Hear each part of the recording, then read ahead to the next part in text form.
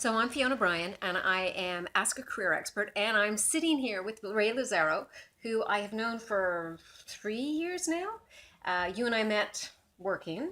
You were with HP, Correct. and you had been with HP for 22 years. 22 years, and we have been skiing. So this is a very casual conversation. We've also been arguing over what I'm going to call the ageism topic. And so we decided we were going to actually debate, talk, sort of put our thoughts together, and just start to dissect what is ageism. So, in your Fair enough. opinion, what's ageism? Well, ageism is a relatively new term where people at a certain age frame are finding employment for several reasons.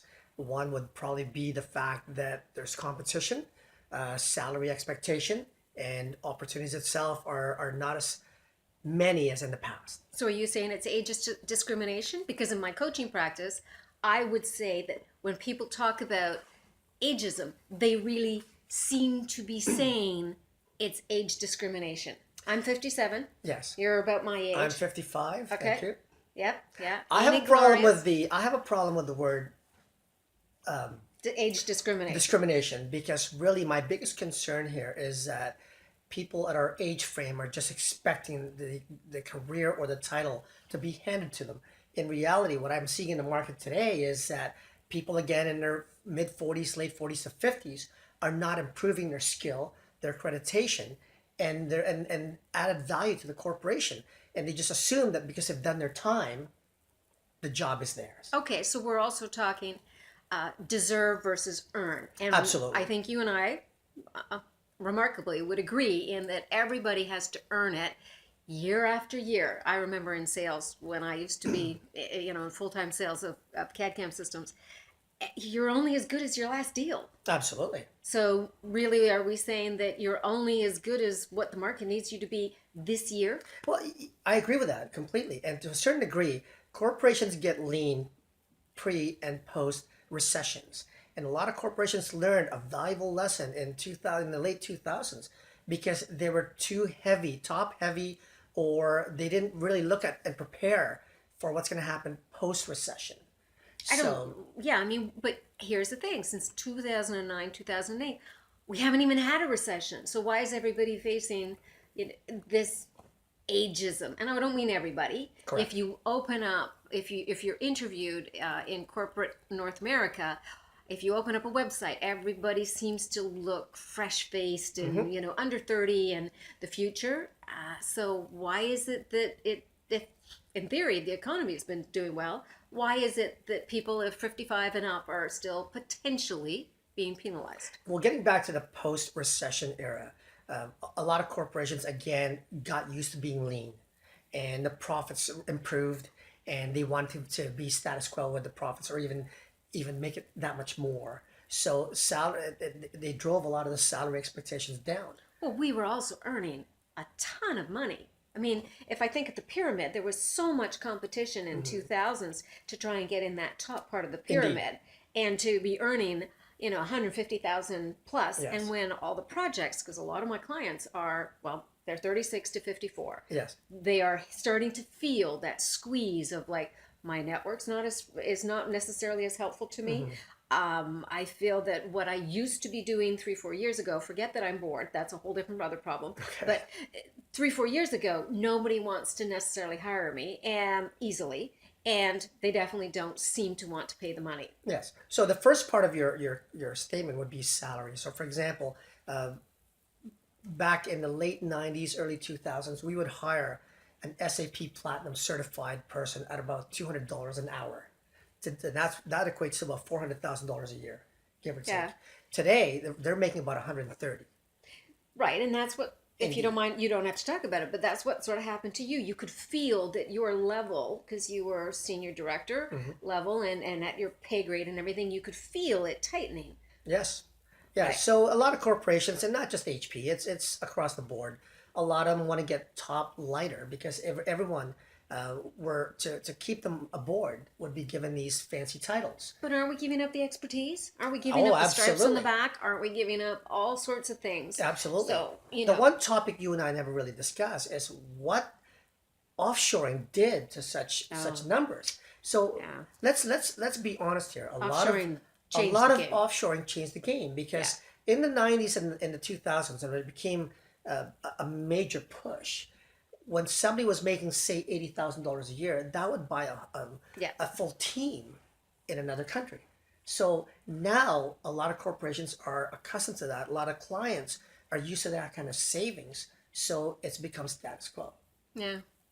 Yeah. So what are some of the solutions? Because in interviews, actually, well, I can tell you that unless when my clients come to me, often they're not even getting the interviews. They're not Correct. getting past resumes. They're not getting past the human resources recruiters types, people Yeah. like that. They're not even getting to the point of like, okay, let's talk mano a mano Yes. in an interview about what problem I can solve. Yes. So the one thing, and you're on top of your game here, is the use of social media.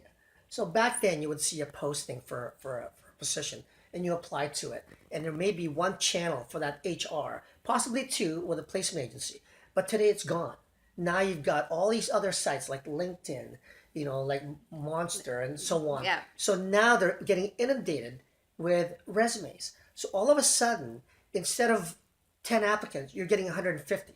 Well, and my clients definitely ask me. They say, should I apply to things that I might be a fit for, and therefore I'm going to make 5 applications to one of the big banks instead of one application that I really am qualified for, as opposed to I'm mostly qualified for. And I'm like, no, you just dust off your network. I think Yes. that's the biggest problem. We're not, especially I would have to say my age, we haven't been as used to having to be as visible. Most of my clients are really concerned about their being visible on LinkedIn, on anything. Most of them don't have a photograph. Absolutely. And I am going to go to appearance because this would have been easily 10 years ago. And he was an older gentleman and he was in HR. And I had to have the difficult conversation to say, so and so, let's call him Tony. Tony, you look like Santa Claus. He had full white shock of hair, a great, very trimmed beard, Okay. and he was a little heavier. And I said, I'm sorry, we're going to go into discrimination. Something has to change, or else the younger generation is just not easily going to want to engage you in as a project manager. Well, and I'm not going to dispute that, but it's not new. I mean, the profiling You know, occurred since the 80s and 70s. When we were going through the 80s, where the persona, the facade was so critical, and the height and the look and how the you carried IBM. yourself. Absolutely. IBM, you had to Yeah, look so like this you is were not coming new. out of IBM. But yeah, so now you're right. You're competing with a generation that is more savvy with their looks, more tailored per se. And I'd have to say that is critical if you do, and when you do get a face to face, we can't walk in potentially, the 2-piece suits to most organizations nowadays. Yeah. So you have to know what the organization looks and feels like before you walk into it in a suit and everybody else is in their jeans. Yeah, let's What would you wear? well, first impression is key. So I'm always in a suit. And Even plus, though, I will do my own research to see what the environment, what the community is like. So, because again, I go back to what I just said a moment ago. You cannot change first impressions. But let's go back to what you said about 2 minutes ago. Let's not use the word critical, because at the end of the day, that might get your foot in the door, but your skill and ability is still what keeps you in the door. many of us are bumping into the fact, though, that we haven't kept our skill sets up. Oh, absolutely. That to me, The data analytics side Yeah. of things versus the infrastructure. Think of what has happened in the infrastructure, cloud versus data centers. yes. Oh, and above and beyond that, and I completely agree with you. The accreditations you can get out there now, the certifications, are just enormous, and there's just no time and money for the new generation to afford all that. You look at back when I got my PMP, it took 10,000 auditable hours. Doesn't it still? Well, all of a sudden, I've interviewed people who will say PMP in their 25, 27 range. And you can't get 10,000 hours. There's no possible and way. a degree. Yeah. Yeah. So when I challenge them on it, they come clean. So again, it's a tough interview, because now you've really You've chopped them in lost the the knee. trust. Absolutely. Okay. And we're seeing a lot of that today. We're seeing a lot of people coming around with masters in ITIL or even PMP or even a PhD in PMP. Yeah, yeah. It's incredible, but to a certain degree, you've got to So feel the pulse. So our certifications, I do remember when PMP swept through the Oh, yes. recruiting industry. I mean, if you didn't have a PMP at one point, you just could not get a project manager You job. wouldn't get an interview. And yet there was, I don't know, there was, 1,000 that had Yes. made it through by that time. Well, here's the problem, though. If I'm sorry to interrupt, a lot of corporations have now their own version of PMP, and yes, it is affiliated with Yep, the PMI. internal, yeah. But what's happening there is they fast track you. Okay. So you're seeing a lot how of that critical now, are certifications? We're talking about skill sets. Because I say to all my clients, you have to be relevant. There's no point in trying to sell something from 17 years ago. Yes. And I will always say to them, it's the last 3 to 5 years that someone is primarily going to hire you for. Absolutely. And the other thing I say to them is you cannot put, I do, because I figure somebody's actually paying me for my 25 plus years. But on a resume, I say don't put 25 plus years. You put 10 plus years. So that we're narrowing that perception of like, can you fit in? Okay. Because we So- can't be the old timers. Let me answer your question about how critical are the accreditation or the certifications. It is, because as I said a moment ago, where you've got so many applicants for one position, with HR, what they'll do first is they'll weed it out. So that does stand out. Now, somebody who's a veteran recruiter or HR person, that will initially pique their interest, but they'll go through the projects and they'll dissect those projects to see if it warranted that kind of expertise. So again, clients come to me and say, should I go back to school? To I me, know that people like AT&T have done Yes. a phenomenal job of retooling their whole Yes, workforce. absolutely. It's one of, if you haven't figured out what AT&T has been doing for the last 7-8 years, it is pick up a book called Thank You for Being Late, An Optimist's Guide to the Digital Age of Acceleration by Thomas L. Friedman. And I was reading in it what AT&T has done. They have basically offered everybody to go back to school on them. So AT&T is basically offering, and it's online courses. AT&T is offering their own online courses in conjunction with a e-learning college, basically.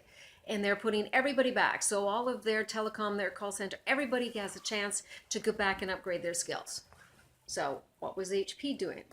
I mean, you guys had lots of data center people and cable people, and we're not pulling cable anymore. Yeah, Hewlett Packard was really big on education. Oh, yeah. They're fantastic with, you can go right up to a PhD with Hewlett Packard, and that was very well received. And were they still paying? Are they still paying for them in 2018? I don't believe so now. And then that again is flat out across the board. But I know I did my CDCDP with HP, and they paid for that. That's a substantial designation, and I know they're still paying for PMP and other things. But as far as and I know they're still paying for a master's degree as well. So I have another client, unfortunately, who has decided she went back and got her MBA. And she's shocked at how few people care that she has an MBA. And I had warned her 5 years ago, and she feels very, very strongly about additional education, which I am also. The question is, what is the additional education that is going to make a difference? You know, if you're 50 plus, that is going to make us get through the next. Yes. So What do we figure? We could be working for 50 years total absolutely. as a career, which Absolutely. is a bit of a shock. Let's go back to a couple of points you just mentioned there, though. In the MBA program, yes, in the 80s and 90s, they were in very big demand. Yeah. But as I mentioned earlier, where companies are getting leaner and lowering their salary expectations, they're not going to pay for an MBA. That's what you're seeing today. So a lot of MBAs today are consulting, and that's really kind of the path they've taken.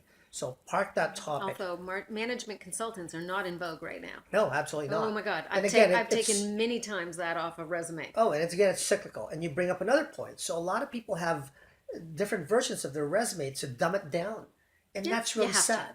But you have to. Oh, I completely agree. I mean, I'm writing a resume for a gentleman who's a senior project manager, and he's got so much product knowledge that we're looking at putting him into a product management job, which will actually pay them better than being part of the big pool.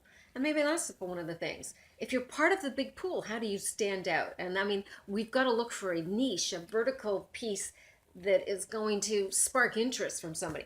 He's fortunate. He's in wealth management. He's in Yes. financial services. Yes. So Yeah. he's got a lot more options. So, but let's categorize the designations though. We both agree, and the market will substantiate it, that MBA is just an overkill at this point. It's a piece of paper. Unless you want to, if it's, as I've always said, if you want to be the head of IBM, you probably need an MBA. Yes. And most, actually, something I've tripped over is most people under 30 believe they want to own their own companies. So you sure as hell don't need an MBA for that. No, exactly. But one of my roles for HP was to do presentations in Ontario universities for recruitment program. And back, I'm going to say in the mid 90s, I gave some advice that a couple have followed today are now senior directors at CIBC. And the advice was to do your PMP and also an ITIL designation. Okay. And absolutely, the people that followed it, and the way I used to present the two it. streams, they could go this or they could go that. Is that what you're And saying? well, actually, the two are still in big demand today. So if you have the two after your name, you're very marketable. Really? 2018? Absolutely. So I've also said that, and back then when I used to present these, when I used to tell them to consider these to supplement with your degree. Yeah, and a lot of them who followed are senior directors today at CIBC. Yeah, project management, there's a lot of corporations today are not even hiring full-time project managers. It's all contracted out. It's all contract, but if you want to be a line manager, you're going to probably be in a perm job.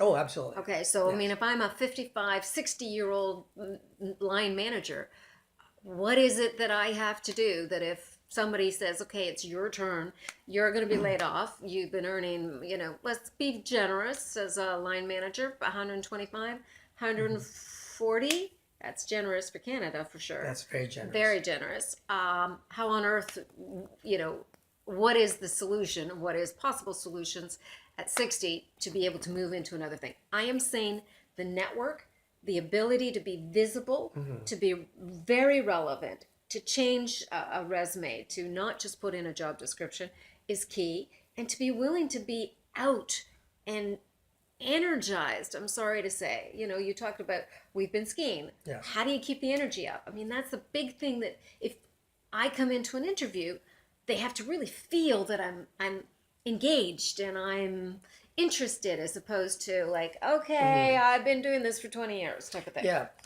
and those are great points. The one thing that's overlooked when we use the example of a line manager is they're just constantly being threatened by the next generation coming up. Yeah. So what it creates in the workforce environment is almost a sense of paranoia and hoarding of the position.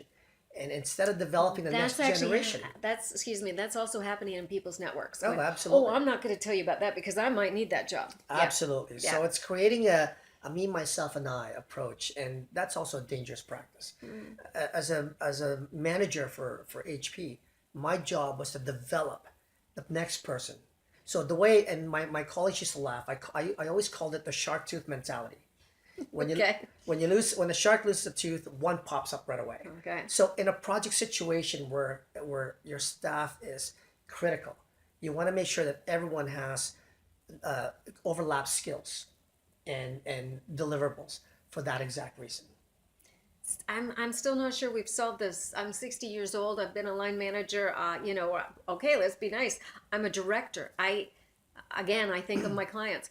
One was able to pop up to the AVP level, and then unfortunately a new CIO came into his organization and wiped out the whole, I would call it, C level -1 Yes. type of thing. So they've all hit the market, Yeah. and he's applying for AVP. He'd like to stay at that level. I'm like, I'm sorry, you might have to actually start applying for directors, because even then there's not that many opportunities. Yes. Because we're not doing the massive projects. We've outsourced a lot. So I'm also saying that people should start to think about, just like what happened in .com. A lot of the people in the HPs, in the banks and things like that, they didn't jump on the bandwagon. the dot-coms had a tendency to sort of peter out a little bit. They'd get themselves in trouble financially, and they would need this influx of maturity, this influx of like stripes in the back and things like that. I would have to say one of the places that I'm sending people is into the fintech, the financial services, technical side of things. If you're in IT, that type of world is where a lot of the development is coming from. Okay. Where would you send people if they were in infrastructure? Well, let's go back to what you said at the start. We all agree there's no such thing as job security. Yes. Indeed. So to me, It's an illusion. yeah, If, and that if one you is not can't constantly, control. well, and if one is not constantly sort of keeping one's hand on that dial, Okay. it's an illusion. I All agree right, with that. absolutely. But you can't control what the people above you are going to do. You But don't you can know. have your radar up. Indeed, you don't know when they're going to be cuts. You don't know if they're not meeting their numbers, or if they're about to merge with another company or buy out another company where attrition becomes an issue. So to me, all you can control is what you do for yourself. Meaning that, Most people are ignoring them. indeed, that's the problem. So They're don't big time. don't ignore your own development. Don't ignore all the publications, all the websites out there that guide you to where the market is going. What accreditation or certification is up and coming. Don't ignore that. Don't sit on your laurels and say, I've done my time. I deserve. I deserve it. I deserve it because that will backfire. Indeed. Hugely. So my little summary there hopefully answers the issue we're talking about here, which is ageism. Because I know a lot of people in their 60s and even in their early 70s that are super successful as either But we wanna project keep managers working. or as consultants and have these options. Yes. Absolutely. Now, the other thing, though, we never want to put all our eggs in one basket. And as I mentioned earlier, we can't control what's happening in the marketplace. Yeah, you can see signs. Yeah. It's you have to prepare for a time frame where, you're in transition from your current career to another. In other words, don't spend all your money. Absolutely. Well, sorry, that was one way of netting it out. Don't spend all your money, but also keep healthy. Yes. There you go. It's So like when dating. I was in my I'm sorry, it's like dating. when I was in my 20s, everyone talked about RRSPs and all that. Everyone talked about the weakening pension system. But the one thing I used to say is prepare for 55 to 65 financially, because that would be the window as we're talking about ageism. Yeah. Yes, that you may be susceptible to being released. But at the same time, that's one avenue, okay? If you follow what we said earlier, where you continue to improve yourself, then realistically, you earn your keep. You in earn your your keep, stay. and I think that Absolutely. is the net of it. So yeah, appearances. Always have to earn Yes. and earn our keep and solve somebody's problems. Yeah.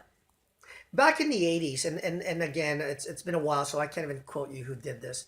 They did a study of men that are over 6'1", who were lean, compared to someone who was short and overweight, and did an interview. And absolutely, the numbers were high on the more polished person. But that's great. That got you in the door.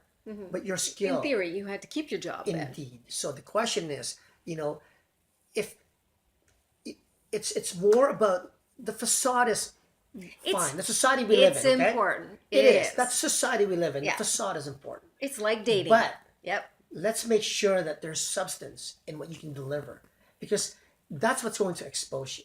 They're never going to say, really like this guy, Bob. We're not going to let him go, even though it's useless, because look at the way he dresses. Right. It's not. I agree. So it's all about what problems can you solve? Yes. What relevant problems can you solve now? Not what you solved 10 years ago. Absolutely. Because And you're we're right. in You a said it whole earlier. different What have you ballgame. done for me lately? Yeah. It's vital. Yeah. I've worked on some massive projects for HP. Some that are still the biggest projects to this day, and it's been 15, 20 years. So if I bring that up to my manager who's about to let me go, he's going to say, well, Yeah, whatever. thank you. Who cares? Don't know. give it. Yeah. Yeah, so absolutely. It's and don't be hurt by that. So it's there's not, the other thing. It's not don't personal. make it personal. And I That I see say that a a lot, lot. yeah. And there you go.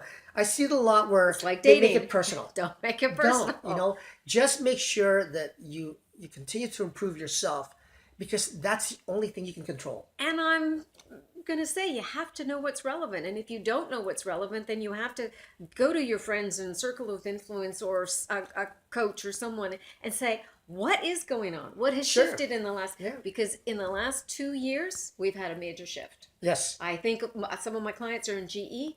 Whew. Can you imagine what's gone on in GE in the last couple of years? Well, I'll tell you right now, as I retired from HB, my replacement makes half of I what I know. make. I know. Anyways, on that note, we're going to stop this.